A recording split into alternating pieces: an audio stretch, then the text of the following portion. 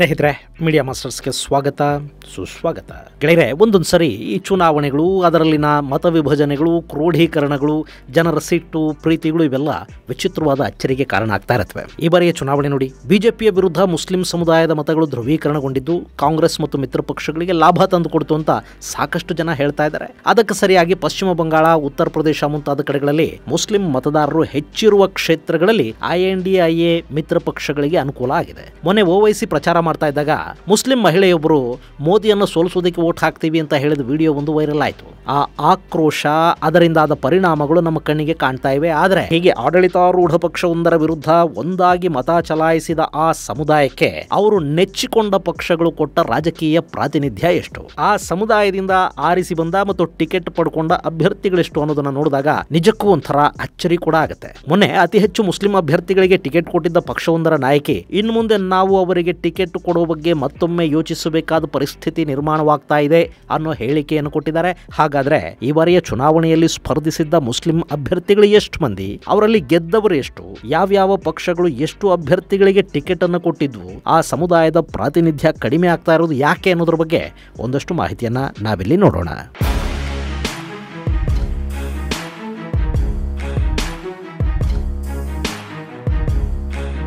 ಗೆಳೆಯರೆ, ಮುಂದಿನ ಚುನಾವಣೆಗಳಲ್ಲಿ 543 ಲೋಕಸಭಾ ಕ್ಷೇತ್ರಗಳಲ್ಲಿ ಒಟ್ಟು 8,000ಕ್ಕೂ ಅಧಿಕ ಅಭ್ಯರ್ಥಿಗಳು ಸ್ಪರ್ಧೆ ಮಾಡಿದ್ರು. ಆ ಪೈಕಿ ಕಣದಲ್ಲಿದ್ದ ಮುಸ್ಲಿಂ ಅಭ್ಯರ್ಥಿಗಳ ಸಂಖ್ಯೆ ಎಷ್ಟು ಅನ್ನೋದು ಗೊತ್ತಾದ್ರೆ ನಿಜಕ್ಕೂ ನಿಮಗೆ ಅಚ್ಚರಿ ಎನ್ನಿಸಬಹುದು.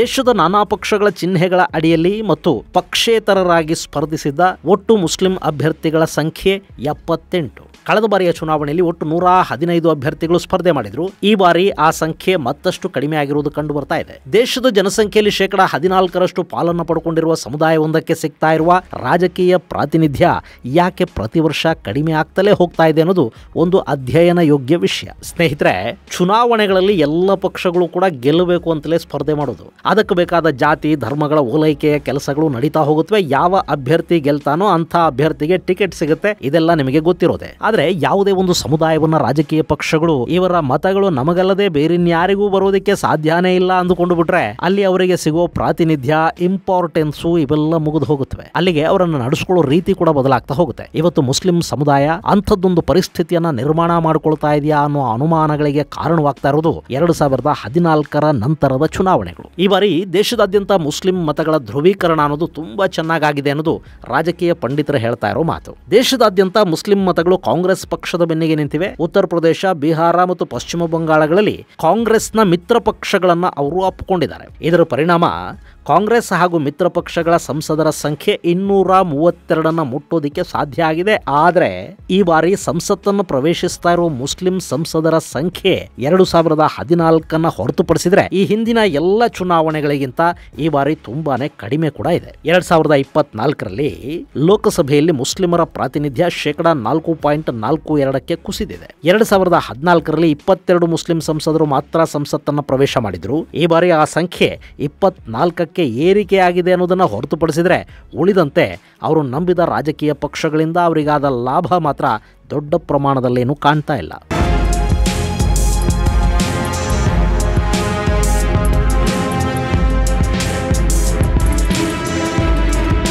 ಗೆಳೆಯರೆ, 2019ರಲ್ಲಿ ಒಟ್ಟು 115 ಮುಸ್ಲಿಂ ಅಭ್ಯರ್ಥಿಗಳು ಲೋಕಸಭಾ ಚುನಾವಣೆಯಲ್ಲಿ ಸ್ಪರ್ಧೆ ಮಾಡಿದ್ರು. ಅವ್ರ ಪೈಕಿ 26 ಮಂದಿ ಆರಿಸಿ ಬಂದಿದ್ರು. ಈ ಬಾರಿ ಕೇವಲ 78 ಅಭ್ಯರ್ಥಿಗಳು ವಿವಿಧ ಪಕ್ಷಗಳಿಂದ ಸ್ಪರ್ಧೆ ಮಾಡಿದ್ದಾರೆ. ಆರಿಸಿ ಬಂದವರ ಸಂಖ್ಯೆ ಕೇವಲ 24. ದೇಶದಾದ್ಯಂತ ಸುಮಾರು 20 ಕೋಟಿಗೂ ಅಧಿಕ ಮಂದಿ ಮುಸ್ಲಿಮರಿದ್ದಾರೆ. ಸಾಕಷ್ಟು ಕ್ಷೇತ್ರಗಳಲ್ಲಿ ಅವರ ಮತಗಳು ನಿರ್ಣಾಯಕ ಅಂತ ಕೂಡ ಅನ್ನಿಸ್ಕೊಳ್ಳುತ್ತವೆ. ಅಭ್ಯರ್ಥಿಗಳ ಗೆಲುವು ಸೋಲನ್ನ ನಿರ್ಧಾರನೂ ಮಾಡುತ್ತವೆ.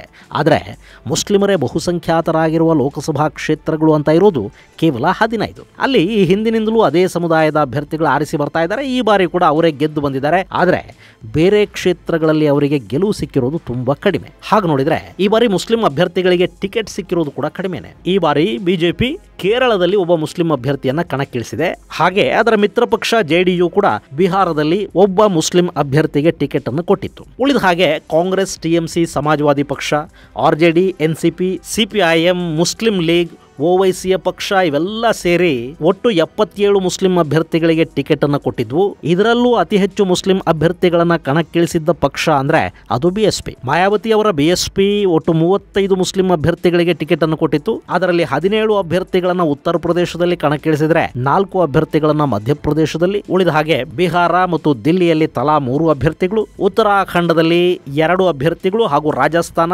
ತಮಿಳುನಾಡು, ಪಶ್ಚಿಮ ಬಂಗಾಳ, ಜಾರ್ಖಂಡ್, ತೆಲಂಗಾಣ ಹಾಗೂ ಗುಜರಾತ್ ಅಲ್ಲಿ ತಲಾ ಒಬ್ಬ ಅಭ್ಯರ್ಥಿಗೆ ಬಿಎಸ್ಪಿ ಟಿಕೆಟ್ ಅನ್ನು ಕೊಟ್ಟಿತ್ತು. ಇಷ್ಟಾದ್ರೂ ಅಲ್ಲಿ ಗೆದ್ದ ಅಭ್ಯರ್ಥಿಗಳ ಸಂಖ್ಯೆ 0. ಹೀಗಾಗಿನೇ ಮೊನ್ನೆ ಮಾಯಾವತಿ ಮುಂದಿನ ಚುನಾವಣೆಗಳಲ್ಲಿ ನಾವು ಮುಸ್ಲಿಂ ಅಭ್ಯರ್ಥಿಗಳಿಗೆ ಟಿಕೆಟ್ ಕೊಡಬೇಕಾ ಬೇಡವಾ ಅನ್ನೋದನ್ನ ಮತ್ತೊಂದು ಬಾರಿ ಯೋಚಿಸಬೇಕಾದ ಪರಿಸ್ಥಿತಿ ನಿರ್ಮಾಣವಾಗ್ತಾ ಇದೆ ಅನ್ನೋ ಮಾತುಗಳನ್ನಾಡಿದ್ದಾರೆ. ಅವರ ಮಾತುಗಳಲ್ಲಿ ಬೇಸರ ಕೂಡ ಇದೆ. ಇನ್ನು ಬಿಎಸ್ಪಿಯ ನಂತರ ಹೆಚ್ಚಿನ ಮುಸ್ಲಿಂ ಅಭ್ಯರ್ಥಿಗಳಿಗೆ ಟಿಕೆಟ್ ಕೊಟ್ಟಿರೋ ಪಕ್ಷಗಳ ಸಾಲಲ್ಲಿ ಕಾಂಗ್ರೆಸ್ ಪಕ್ಷ ಕಾಣಿಸಿಕೊಳ್ಳುತ್ತೆ. ಈ ಬಾರಿಯ ಲೋಕಸಭಾ ಚುನಾವಣೆಯಲ್ಲಿ ಕಾಂಗ್ರೆಸ್ ಪಕ್ಷ 19 ಮುಸ್ಲಿಂ ಅಭ್ಯರ್ಥಿಗಳಿಗೆ ಟಿಕೆಟ್ ಅನ್ನು ಕೊಟ್ಟಿತ್ತು. ಅದರಲ್ಲಿ ಪಶ್ಚಿಮ ಬಂಗಾಳದಲ್ಲಿ 6 ಅಭ್ಯರ್ಥಿಗಳನ್ನ ಕಣಕ್ಕಿಳಿಸಿದ್ರೆ ಅರುಣಾಚಲ್ ಪ್ರದೇಶ್, ಅಸ್ಸಾಂ, ಬಿಹಾರ್ ಹಾಗೂ ಉತ್ತರ ಪ್ರದೇಶಗಳಲ್ಲಿ ತಲಾ 2ರನ್ನ, ಹಾಗೆ ಕರ್ನಾಟಕ, ಕೇರಳ, ಒಡಿಶಾ, ತೆಲಂಗಾಣ ಹಾಗೂ ಲಕ್ಷದ್ವೀಪಗಳಲ್ಲಿ ತಲಾ 1 ಮುಸ್ಲಿಂ ಅಭ್ಯರ್ಥಿಗೆ ಟಿಕೆಟ್ ಅನ್ನು ಕಾಂಗ್ರೆಸ್ ಕೊಟ್ಟಿತ್ತು. ಗೆಳೆಯರೆ, ಈ ಸಂಖ್ಯೆ ಕೂಡ 2019ರ ಚುನಾವಣೆಗೆ ಹೋಲಿಸಿದ್ರೆ ತುಂಬಾನೇ ಕಡಿಮೆ. ಕಳೆದ ಬಾರಿ ಅಂದ್ರೆ 2019ರಲ್ಲಿ ಕಾಂಗ್ರೆಸ್ 34 ಅಭ್ಯರ್ಥಿಗಳಿಗೆ ಟಿಕೆಟ್ ಅನ್ನು ಕೊಟ್ಟಿತ್ತು. ಈ ಬಾರಿ ಆ ಸಂಖ್ಯೆಯನ್ನ ಹೆಚ್ಚು ಕಡಿಮೆ ಅರ್ಧಕ್ಕಿಳಿಸಿದೆ. ಇನ್ನು ಈ ಬಾರಿ ಕಾಂಗ್ರೆಸ್ನಿಂದ ಕಣಕ್ಕಿಳಿದಿದ್ದ 19 ಅಭ್ಯರ್ಥಿಗಳ ಪೈಕಿ ಗೆದ್ದವರು 7 ಮಂದಿ. ಹಾಗೆ ಕಾಂಗ್ರೆಸ್ನ ನಂತರ ಅತಿ ಹೆಚ್ಚು ಮುಸ್ಲಿಂ ಅಭ್ಯರ್ಥಿಗಳನ್ನ ಕಣಕ್ಕಿಳಿಸಿದ್ದು ಟಿಎಂಸಿ. ಆ ಪಕ್ಷ ಸಮುದಾಯದ 6 ಅಭ್ಯರ್ಥಿಗಳನ್ನ ಕಣಕ್ಕಿಳಿಸಿತ್ತು. ಅದರಲ್ಲಿ 5 ಮಂದಿ ಗೆದ್ದು ಬಂದಿದ್ದಾರೆ. 2019ರ ಚುನಾವಣೆಯಲ್ಲಿ ಇದೇ ಟಿಎಂಸಿ 13 ಮುಸ್ಲಿಂ ಅಭ್ಯರ್ಥಿಗಳಿಗೆ ಟಿಕೆಟ್ ಅನ್ನು ಕೊಟ್ಟಿತ್ತು. ಹಾಗೆ 2014ರಲ್ಲಿ 24 ಮಂದಿಗೆ ಟಿಎಂಸಿ ಟಿಕೆಟ್ ಕೊಟ್ಟಿತ್ತು. ಈ ಬಾರಿ ಅವರು ಟಿಕೆಟ್ ಕೊಟ್ಟಿರೋದು 6 ಮಂದಿಗೆ ಮಾತ್ರ. ಅಂದ್ರೆ 2014ಕ್ಕೂ 2024ಕ್ಕೂ ಟಿಎಂಸಿ ಕೊಟ್ಟ ಮುಸ್ಲಿಂ ಪ್ರಾತಿನಿಧ್ಯ 25% ಇಳಿಕೆಯನ್ನು ಕಂಡಿದೆ. ಇನ್ನು ಸಮಾಜವಾದಿ ಪಕ್ಷ ಅಲ್ಪಸಂಖ್ಯಾತ ಸಮುದಾಯದ 4 ಅಭ್ಯರ್ಥಿಗಳಿಗೆ ಟಿಕೆಟ್ ಅನ್ನು ಕೊಟ್ಟಿದೆ. ಈ ಬಾರಿ ಸಮಾಜವಾದಿ ಪಕ್ಷ ಉತ್ತರ ಪ್ರದೇಶದಲ್ಲಿ ದೊಡ್ಡ ಮಟ್ಟದ ಸಾಧನೆ ಮಾಡುವುದರಲ್ಲಿ ಮುಸ್ಲಿಂ ಮತದಾರರ ಕೊಡುಗೆ ಕೂಡ ತುಂಬಾ ದೊಡ್ಡದೇ ಇದೆ. ಆದ್ರೂ ಆ ಸಮುದಾಯಕ್ಕೆ ಸಿಕ್ಕ ಟಿಕೆಟ್ಗಳು ಮಾತ್ರ ತುಂಬಾನೇ ಕಡಿಮೆ. ಅಷ್ಟೇ ಅಲ್ಲ, ಈ ಬಾರಿ ಸಮಾಜವಾದಿ ಪಕ್ಷ ತನ್ನ ಹಾಲಿ ಸಂಸದ ಎಸ್.ಟಿ. ಹಸನ್ಗೆ ಕೂಡ ಟಿಕೆಟ್ ಅನ್ನ ನಿರಾಕರಿಸಿ ಆ ಕ್ಷೇತ್ರದಲ್ಲೂ ಹಿಂದೂ ಅಭ್ಯರ್ಥಿಗೆ ಟಿಕೆಟ್ ಅನ್ನು ಕೊಡ್ತು. ಇದು ಯಾಕೆ ಅಂದ್ರೆ ಸಮಾಜವಾದಿ ಪಕ್ಷಕ್ಕಿದ್ದ MY ಅಂದ್ರೆ ಮುಸ್ಲಿಂ ಯಾದವ್ ಅನ್ನೋ ಹಣೆಪಟ್ಟಿ ಏನಿತ್ತು ಅದನ್ನ ತೊಳ್ಕೋಬೇಕು ಅಂತ ಈ ಬಾರಿ ಅವರು ಪ್ರಯತ್ನ ಪಟ್ಟರು. ಹೀಗಾಗಿ ಮುಸ್ಲಿಂ ಅಭ್ಯರ್ಥಿಗಳ ಟಿಕೆಟ್ಗಳನ್ನು ಕಡಿತ ಮಾಡಲಾಯಿತು. ಇಷ್ಟಾದರೂ ಆ ಸಮುದಾಯದ ಮತಗಳು ನಮ್ಮನ್ನ ಬಿಟ್ಟು ಎಲ್ಲಿಗೂ ಹೋಗೋದಿಲ್ಲ ಅನ್ನೋ ಒಂದು ವಿಶ್ವಾಸ ಸಮಾಜವಾದಿ ಪಕ್ಷಕ್ಕಿತ್ತು. ಆ ವಿಶ್ವಾಸನೇ ಮುಸ್ಲಿಮರಿಗೆ ಟಿಕೆಟ್ಗಳನ್ನು ಕಡಿಮೆ ಕೂಡ ಮಾಡಿಸ್ತು. ಇನ್ನು RJD ಕೂಡ 2 ಮುಸ್ಲಿಂ ಅಭ್ಯರ್ಥಿಗಳಿಗೆ ಈ ಬಾರಿ ಟಿಕೆಟ್ ಅನ್ನು ಕೊಟ್ಟಿತ್ತು. NCP ಅಜಿತ್ ಪವಾರ್ ಹಾಗೂ NCP ಶರತ್ ಚಂದ್ರ ಪವಾರ್ ಬಣಗಳು ತಲಾ ಒಬ್ಬ ಅಭ್ಯರ್ಥಿಗೆ ಟಿಕೆಟ್ ಅನ್ನು ಕೊಟ್ಟಿದ್ವು. ಇನ್ನು ಪ್ರಾದೇಶಿಕ ಪಕ್ಷಗಳ ವಿಚಾರಕ್ಕೆ ಬರೋದಾದ್ರೆ AIMIM ಒಬ್ಬ ಅಭ್ಯರ್ಥಿಯನ್ನ ಗೆಲ್ಲಿಸಿಕೊಂಡು ಬಂದಿದೆ. AIUDF All India United Democratic Front Muslim ಪ್ರಾಧಾನ್ಯ ಕ್ಷೇತ್ರಗಳಲ್ಲಿ ಮುಸ್ಲಿಂ ಅಭ್ಯರ್ಥಿಗಳನ್ನ ಚುನಾವಣೆಗೆ ನಿಲ್ಲಿಸಿದ್ವು. IUML ಅಂದ್ರೆ ಇಂಡಿಯನ್ ಯೂನಿಯನ್ ಮುಸ್ಲಿಂ ಲೀಗ್ ನಿಂದ 3 ಅಭ್ಯರ್ಥಿಗಳು ಈ ಬಾರಿ ಗೆದ್ದು ಬಂದಿದ್ದಾರೆ. ಹಾಗೆ ನ್ಯಾಷನಲ್ ಕಾನ್ಫರೆನ್ಸ್ ನ 2 ಮತ್ತು 2 ಪಕ್ಷೇತರ ಮುಸ್ಲಿಂ ಅಭ್ಯರ್ಥಿಗಳು ಈ ಬಾರಿ ಸಂಸತ್ತಿಗೆ ಆಯ್ಕೆಯಾಗಿದ್ದಾರೆ. ಅಲ್ಲಿಗೆ ಈ ಬಾರಿಯ ಚುನಾವಣೆಯಲ್ಲಿ 24 ಮಂದಿ ಮುಸ್ಲಿಂ ಅಭ್ಯರ್ಥಿಗಳು ಆರಿಸಿ ಬಂದ ಹಾಗಾಗಿದೆ. ವಿಶೇಷ ಅಂದ್ರೆ ದಕ್ಷಿಣದ ರಾಜ್ಯ ತಮಿಳುನಾಡಲ್ಲಿ 22 ಕ್ಷೇತ್ರಗಳನ್ನು ಗೆದ್ದ DMK ಒಂದೇ ಒಂದು ಮುಸ್ಲಿಂ ಅಭ್ಯರ್ಥಿಯನ್ನು ಕೂಡ ಕಣಕ್ಕಿಳಿಸಿಲ್ಲ.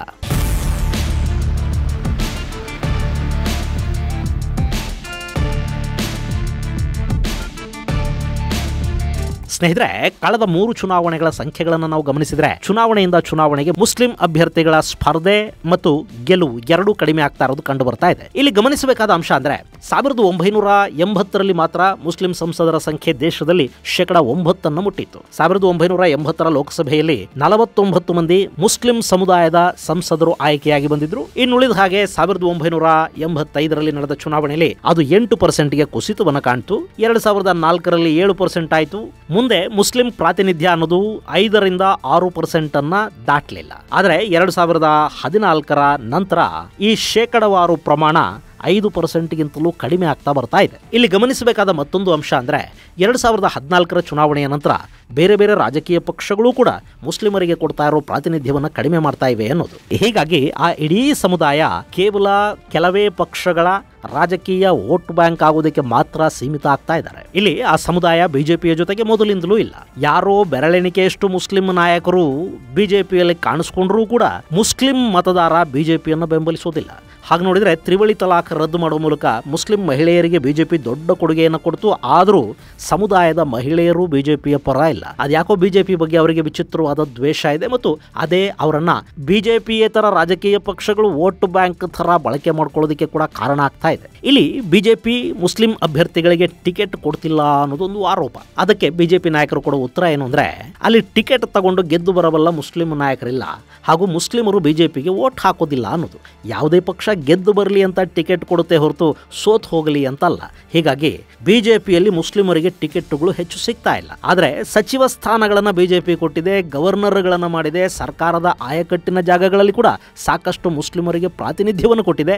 MP ಟಿಕೆಟ್ಗಳನ್ನು ಮಾತ್ರ ಕೊಡ್ತಾ ಇಲ್ಲ. ಯಾಕೆಂದ್ರೆ ಆ ಸಮುದಾಯವೇ ಬಿಜೆಪಿಗೆ ವೋಟ್ ಹಾಕೋದಿಲ್ಲ ಅನ್ನೋ ಕಾರಣಕ್ಕೆ ಬಿಜೆಪಿಯಲ್ಲಿ ಮುಸಲ್ಮಾನರಿಗೆ ಟಿಕೆಟ್ ಅನ್ನು ಕೊಡ್ತಾ ಇಲ್ಲ. ಇನ್ನು ಮುಸ್ಲಿಂ ಮತದಾರರ ಮನಸ್ಥಿತಿ ಬಿಜೆಪಿಯ ವಿರುದ್ಧ ಇದೆ. ಅವರು ಏನಾದರೂ ಮಾಡಿ ಬಿಜೆಪಿಯನ್ನು ಸೋಲಿಸಲೇಬೇಕು ಅಂತ ಮತ ಚಲಾವಣೆ ಮಾಡ್ತಾರೆ ಅನ್ನೋದನ್ನ ಬಿಜೆಪಿಯ ವಿರೋಧಿ ಪಕ್ಷಗಳು ಅರ್ಥ ಮಾಡ್ಕೊಂಡಿವೆ. ಹೀಗಾಗಿ ಅವರು ಕೂಡ ಆ ಇಡೀ ಸಮುದಾಯವನ್ನು ವೋಟ್ ಬ್ಯಾಂಕ್ಗಳ ಥರ ಬಳಕೆ ಮಾಡ್ತಾರೆ ಹೊರತು ಅವರಿಗೆ ಕೊಡಬೇಕಾದಷ್ಟು ಪ್ರಾಮುಖ್ಯತೆಯನ್ನ ಪ್ರಾತಿನಿಧ್ಯವನ್ನು ಕೊಡ್ತಾ ಇಲ್ಲ. ಹೀಗಾಗಿ ಬಿಜೆಪಿಯ ವಿರುದ್ಧನೇ ಮತ ಚಲಾವಣೆ ಮಾಡಬೇಕು ಅನ್ನೋ ಸಮುದಾಯದ ಮನಸ್ಥಿತಿ ಆ ಸಮುದಾಯದ ರಾಜಕೀಯ ಶೋಷಣೆಗೆ ಕಾರಣ ಆಗ್ತಾ ಇದೆ.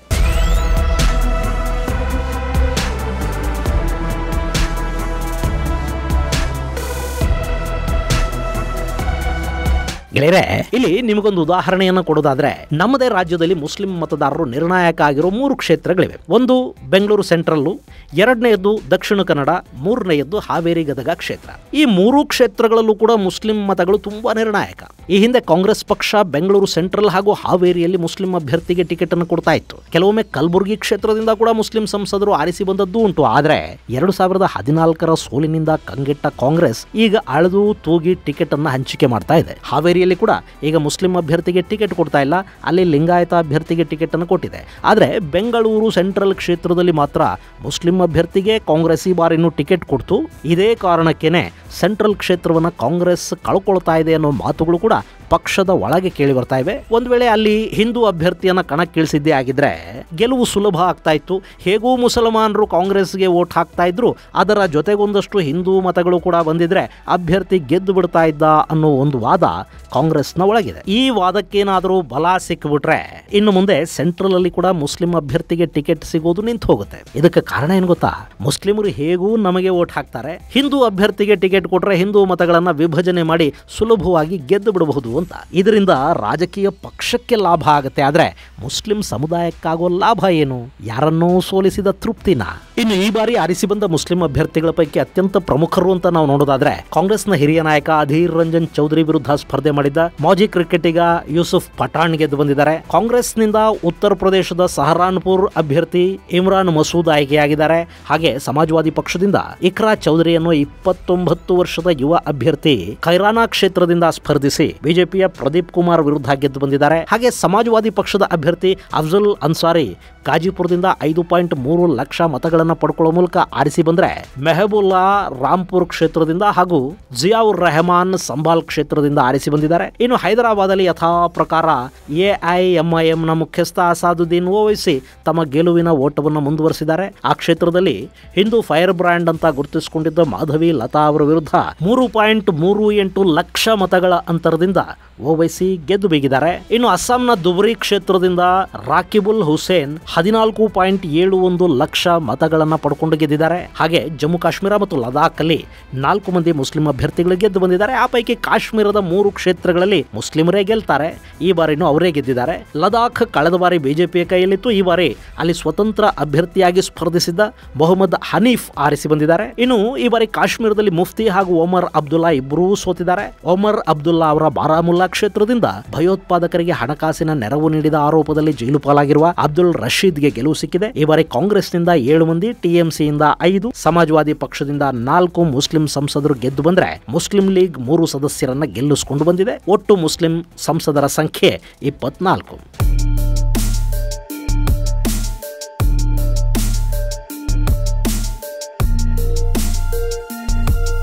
ಗೆಳೆಯರೆ, ಒಂದು ಸಮುದಾಯ ಒಂದೇ ಪಕ್ಷದ ಶಾಶ್ವತ ವೋಟ್ ಬ್ಯಾಂಕ್ ಆಗ್ತಾ ಹೋದ್ರೆ ಈ ತರದ ಸಮಸ್ಯೆಗಳು ನಿರ್ಮಾಣ ಆಗುತ್ತವೆ. ನಿಮಗೆ ನೆನಪಿರಬೇಕು, ನಮ್ಮಲ್ಲಿ ಜಾಫರ್ ಶರೀಫ್ ತರದ ಸಾಕಷ್ಟು ಮುಸ್ಲಿಂ ನಾಯಕರು ಮುಸ್ಲಿಂ ಬಾಹುಳ್ಯದ ಕ್ಷೇತ್ರಗಳಲ್ಲ, ಹಿಂದೂ ಬಾಹುಳ್ಯದ ಕ್ಷೇತ್ರಗಳಲ್ಲಿ ಒಕ್ಕಲಿಗರ ಬೆಲ್ಟ್ ಅಲ್ಲಿ ನಿಂತು ಗೆದ್ದು ಬಂದ ಸಾಕಷ್ಟು ಉದಾಹರಣೆಗಳಿವೆ. ಅವತ್ತಿಗೆ ವೋಟ್ ಹಾಕುವಾಗ ಹಿಂದೂ ಮುಸ್ಲಿಂ ಅನ್ನೋ ಭಾವನೆ ಬರ್ತಾ ಇರಲಿಲ್ಲ.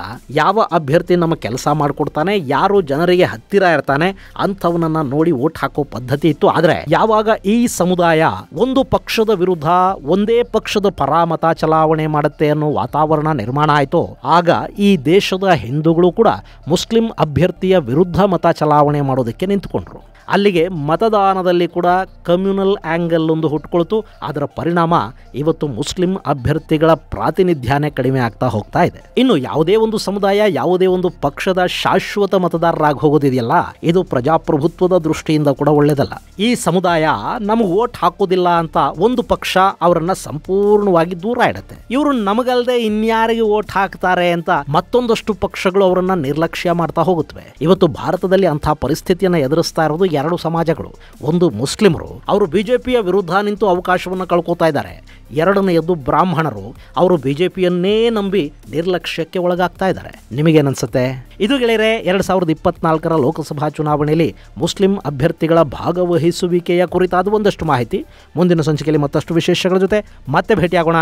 ಅಲ್ಲಿವರೆಗೆ ಜೈ ಹಿಂದ್, ಜೈ ಕರ್ನಾಟಕ.